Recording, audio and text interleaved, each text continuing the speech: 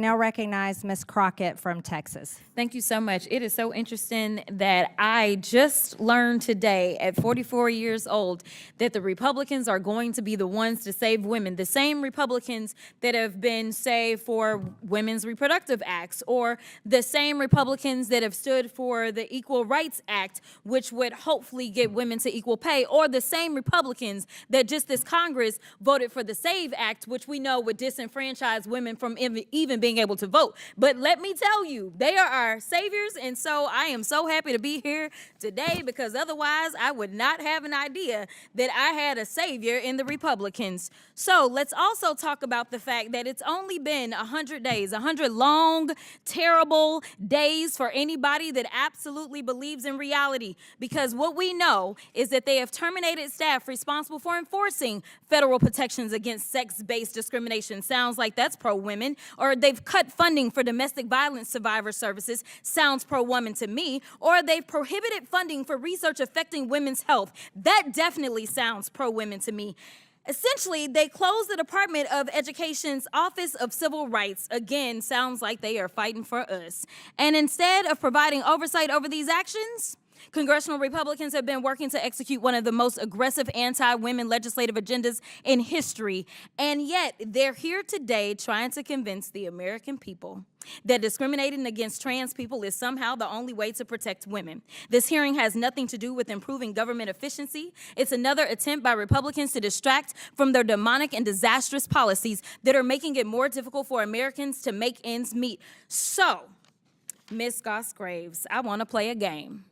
It's called Trump or Trans. You ready? Okay. So I'm gonna ask you a question, and I want you to tell me whether or not it is Trump or trans people that are responsible. You understand? Got it. Okay, very good. The first one, gutted medical research. Trump. Kidnapping Americans and sending them to foreign countries, AKA deporting them. Trump. Driving us into a recession. Trump. Increasing the cost of everything. Trump. Waging an idiotic tariff war. Trump. Harming farmers. Trump. Ignoring the Constitution. Trump. Proposing to take away Social Security. Trump. Cutting health care. Trump. Firing government workers who keep our country safe. Trump. Encouraging an environment of hate and divisiveness. Trump. Thank you so much. This committee could be engaged in actual oversight of fraud, waste, abuse, and mismanagement. So let's talk about waste. Like Trump's plan to spend almost $100 million for his little birthday parade, or how he spent 25% of his first 100 days golfing, costing taxpayers tens of millions of dollars. In fact, it's a little bit over 30 million at our last estimation. In fact, President Trump is on pace to spend more than $1 billion of taxpayer dollars just on golfing. Yet the Republicans have been silent. So they must think spending taxpayer dollars on the president's golfing trips is more important than providing health care to their constituents. And when I talk about constituents, we're going to talk about the ones on this committee. So if we look at Texas 26, 39,000 children look to potentially lose their Medicaid with the cuts that they are about to vote on for reconciliation. 88,000 in Georgia 3, 68,000 in Missouri 7, 79,000 in Tennessee 2, 86,000 in South Carolina 4, 50,000 in Texas 04, 85,000 in Texas 27, and in Georgia 14, 111,000. And if you add that up just on this committee, we have 606,000 kids that are relying on us to do right by them. And instead, we playing these crazy games because we worried about 10 trans folk that are in sports right now in college. I wasn't elected to be engaged in these fights.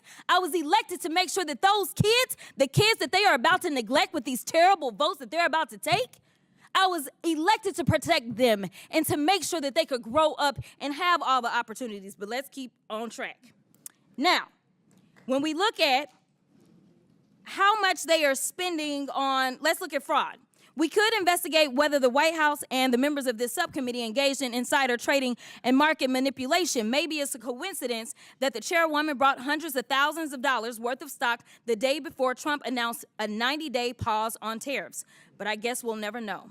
So finally, let's talk about abuse. Like how the Republicans have let Elon steal data of Americans and his competitors to make himself even richer. Look, don't let these hearings distract you from their destruction. This is rage baiting instead of conducting oversight over the issues that Americans actually care about. And with that, I will yield.